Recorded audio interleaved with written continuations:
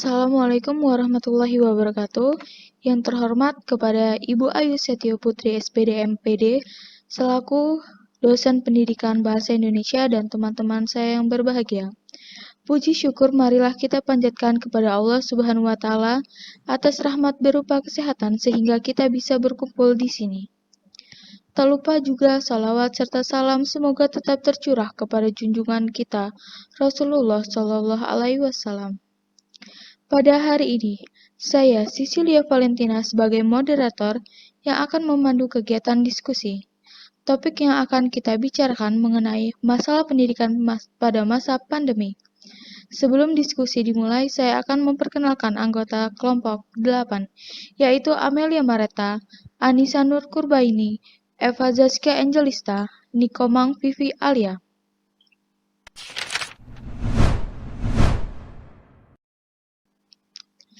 Bab 1. Pendahuluan 1.1 Latar belakang masalah.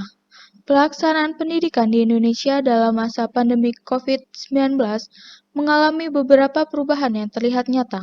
Beberapa upaya yang dilakukan oleh pemerintah untuk mengurangi angka penyebaran COVID-19 yang salah satunya dengan menerapkan pelaksanaan kegiatan belajar mengajar dilaksanakan dengan sistem dalam jaring atau daring atau sistem online yang dilaksanakan sejak bulan Maret 2020.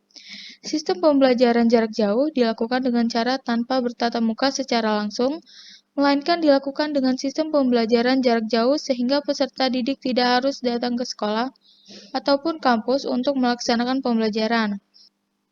Namun, cara sistem pembelajaran jarak jauh tidak menutup kemungkinan akan timbul beberapa masalah di dalam berlangsungnya proses pembelajaran. Pelaksanaan pembelajaran jarak jauh tentunya para peserta didik maupun tenaga pendidik dari semua kalangan diharuskan memiliki akses jaringan internet yang baik. Permasalahan yang terjadi bukan hanya terdapat pada sistem media pembelajaran, akan tetapi ketersediaan kuota yang membutuhkan biaya cukup tinggi.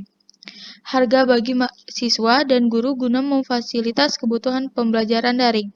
Kuota yang dibeli untuk kebutuhan internet menjadi melonjak dan banyak di antara orang tua siswa yang tidak siap untuk menambah anggaran dalam menyediakan jaringan internet. Beberapa kendala yang muncul antara lain yaitu banyaknya daerah-daerah yang memiliki akses internet yang kurang memadai atau tidak lancar sehingga menjadi salah satu kendala berlangsungnya kegiatan pembelajaran. Selain itu, masih banyak peserta didik yang tidak mendapatkan hasil pembelajaran secara maksimal, baik dari materi pembelajaran yang dijelaskan maupun penugasan-penugasan yang diberikan oleh tenaga pendidik selama pandemi COVID-19 ini berlangsung. Dengan sistem pembelajaran yang dilaksanakan secara online, tenaga pendidik maupun peserta didik dituntut untuk berlaku kreatif seperti contohnya, yaitu tenaga pendidik diharuskan untuk membuat materi pembelajaran yang disajikan dalam bentuk video-video pembelajaran. 1.2 Rumusan masalah. Adapun rumusan masalah yang diperoleh dari penelitian ini adalah sebagai berikut. 1. Seberapa efektifkah pembelajaran secara daring selama pandemi COVID-19? 2. Bagaimana proses pembelajaran setelah terjadinya pandemi COVID-19? 3. Apa kendala saat melakukan proses pembelajaran pada masa pandemi? 1.3 Tujuan penelitian. Adapun tujuan dari penelitian ini adalah 1. Untuk mengetahui seberapa efektifkah pembelajaran pada masa pandemi. 2. Untuk mengetahui proses pembelajaran setelah terjadinya pandemi COVID-19. 3. Untuk mengetahui kendala apa saja yang terjadi pada proses pembelajaran. 1.4 Manfaat penelitian. Adapun manfaat penelitian adalah sebagai berikut. 1. Bagi peneliti, penelitian ini dimaksudkan agar peneliti lebih memahami jenis penelitian kualitatif secara lebih mendalam. 2. Bagi mahasiswa, penelitian ini dapat menjadi sumber referensi untuk penelitian belajar ke depan. 3. Bagi pemerintah, penelitian ini dapat menjadi masukan untuk pengembangan proses pembelajaran online yang lebih baik. Bab 2. Tinjauan pustaka. 2.1 Pengertian pendidikan. Dalam bahasa Inggris, pendidikan berarti education. Dalam bahasa Latin, pendidikan berarti educatum, yang berasal dari kata educo. Berarti perkembangan dari luar dari dalam ataupun perkembangan dari sedikit menuju banyak. Sedangkan duco berarti sedang berkembang. Menurut Kamus Besar Bahasa Indonesia atau KBBI, pendidikan adalah proses pengubahan sikap dan tingkah laku seseorang ataupun kelompok dalam upaya mendewasakan manusia melalui sebuah pengajaran maupun pelatihan. Pendidikan merupakan keseluruhan proses di mana seseorang mengembangkan kemampuan, sikap, dan bentuk-bentuk tingkah laku yang bernilai positif. Hal itu untuk menjalankan fungsi kemanusiaan yang diemban sebagai seorang hamba di hadapan Sang Pencipta. Pendidikan sangat penting bagi kehidupan. Bahkan tuntutan akan pentingnya pendidikan semakin besar mengingat arus perkembangan dunia yang semakin cepat. Pendidikan juga diartikan sebagai proses pembinaan dan bimbingan yang dilakukan seseorang secara terus-menerus kepada anak didik untuk mencapai tujuan pendidikan. Bisri 2013. 2.2 Pengertian COVID-19. COVID merupakan suatu wabah penyakit yang dapat menimbulkan penyakit menular berupa infeksi pada saluran pernafasan manusia yang disebabkan oleh virus. Coronavirus Disease 2019 adalah sindrom pernapasan akut parah yang bermula di Wuhan, Cina pada Desember 2019. Bahkan di Indonesia dari hari ke hari penyebaran virus ini sangat memprihatinkan karena pertambahannya semakin banyak setiap harinya. Sampai saat ini belum ditemukan vaksin dan obat untuk virus COVID-19. Sehingga tindakan pencegahan dari individu maupun masyarakat sangat diperlukan untuk mengurangi rantai penyebaran virus COVID-19. Tindakan-tindakan tersebut dapat berupa mendeteksi dan mengisolasi kasus, kontak pelacakan dan karantina, tindakan jaga jarak baik sosial maupun fisik, serta mengurangi perjalanan. WHO 2020. 2.3 Masalah pendidikan di masa pandemi COVID-19. Pelaksanaan pendidikan di Indonesia dalam masa pandemi COVID-19 mengalami perubahan. Pemerintah melakukan beberapa upaya untuk mengurangi angka penyebaran COVID-19.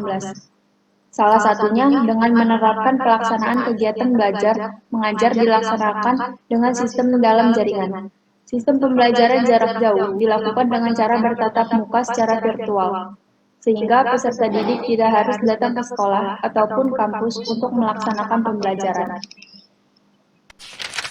Dalam suatu wawancara, sejumlah guru di sekolah mengakui bahwa pembelajaran daring ini kurang efektif apabila dibandingkan dengan pembelajaran tatap muka langsung karena beberapa alasan, yaitu: pertama, konten materi yang disampaikan secara daring belum tentu bisa dipahami semua peserta didik.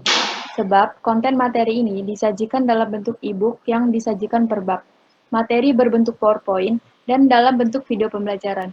Mungkin materi dapat dipahami, tetapi pemahaman peserta didik tidak komprehensif. Mereka memahami berdasarkan tafsiran atau sudut pandang mereka sendiri. Hal ini terbukti dari pengalaman di lapangan. Banyak siswa yang meminta penjelasan lebih lanjut terhadap materi yang disajikan secara daring melalui chatting WhatsApp atau menelpon langsung kepada guru. Kedua, kemampuan guru terbatas dalam menggunakan teknologi pada pembelajaran daring.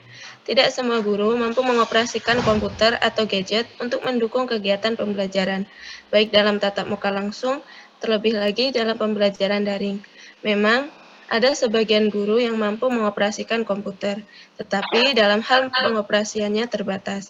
Mereka tidak mampu mengakses lebih jauh yang berkaitan dengan jaringan internet, menggunakan berbagai aplikasi pembelajaran, membuat media atau video pembelajaran sendiri, dan sebagainya. Ketiga, keterbatasan guru dalam melakukan kontrol saat berlangsungnya pembelajaran daring. Hal ini antara lain disebabkan oleh aplikasi yang digunakan tidak menyajikan menu forum diskusi untuk menjelaskan atau menanyakan materi. Walaupun ada menu tersebut, banyak peserta didik tidak memanfaatkannya dengan baik. Sebab lainnya, peserta didik pada saat awal pembelajaran mengisi daftar hadir. Setelahnya tidak aktif lagi sampai selesai waktu pembelajaran. Pergi untuk melakukan aktivitas lain di luar pembelajaran, namun tidak boleh dinafikan. Sama sekali, banyak peserta didik benar-benar aktif hingga pembelajaran selesai dan ada juga yang aktif tetapi tidak full sampai pembelajaran berakhir. Asmuni 2020. 2.4 Efektivitas pembelajaran di masa pandemi. Pembelajaran di era pandemi ini dilakukan secara daring. Menurut sebagian orang, pembelajaran secara daring ini masih kurang efektif dan kurang maksimal. Peserta didik membutuhkan perhatian khusus terutama sarana dan prasarana yang digunakan, jaringan internet, dan motivasi diri agar mau mengikuti pembelajaran. Pembelajaran secara daring ini, menurut sebagian orang, masih menjadi beban bagi para guru, para orang tua, dan para peserta didik. Peserta didik kurang menyerap materi dan mengaplikasikannya. 2.5 Solusi pemecahan masalah pembelajaran pada masa pandemi. Penjelasan di atas menunjukkan bahwa pembelajaran daring dapat belajar dengan efektif dan lancar jika seluruh aspek yang terlibat menjalankan perannya masing-masing. Walaupun dalam pembelajaran daring ini, guru lebih dominan memberikan tugas dibandingkan pemaparan materi. Serta didik dapat mencari sumber belajar mengenai materi yang diajarkan. Saat ini banyak platform pembelajaran yang memfasilitasi siswa untuk belajar secara mandiri. Bab 3. Penutupan. 3.1 Kesimpulan. Masalah pada masa pandemi ini menyebabkan pelaksanaan pendidikan di Indonesia mengalami perubahan. Pemerintah melakukan beberapa upaya untuk mengurangi angka penyebaran COVID-19 dengan menerapkan proses belajar daring. Kegiatan belajar daring sebagian besar dapat berjalan dengan baik, meskipun masih terdapat kekurangan karena adanya keterbatasan dalam penguasaan teknologi informasi, sarana dan prasarana yang kurang memadai, dan akses internet yang terbatas menyebabkan kurang efektifnya pembelajaran virtual ini. Dalam proses pembelajaran ini banyak sekali problematika yang dihadapi guru dan siswa. Karena masih terdapat keterbatasan tersebut menyebabkan kurangnya semangat belajar siswa. Pembelajaran daring ini dapat berjalan dengan efektif dan maksimal apabila seluruh aspek yang terlibat menjalankan peran masing-masing. 3.2 Saran. Untuk meningkatkan semangat belajar siswa, guru hendaknya menyiapkan materi semenarik mungkin, seperti penyajian materi dalam slide PowerPoint disertai video pembelajaran agar materi lebih mudah untuk dikuasai. Dalam hal keterbatasan penguasaan IT, guru dapat menggunakan teknologi yang pengoperasian lebih sederhana. Bagi peserta didik yang mengalami permasalahan koneksi internet, dapat diatasi dengan sharing ke anggota keluarga lainnya untuk menghemat kuota internet. Dari peran orang tua yaitu mengawasi, memberi motivasi, dan mendampingi anaknya selama proses belajar daring. Meminta bantuan wali kelas untuk menginformasikan kemajuan belajar peserta didik melalui WhatsApp.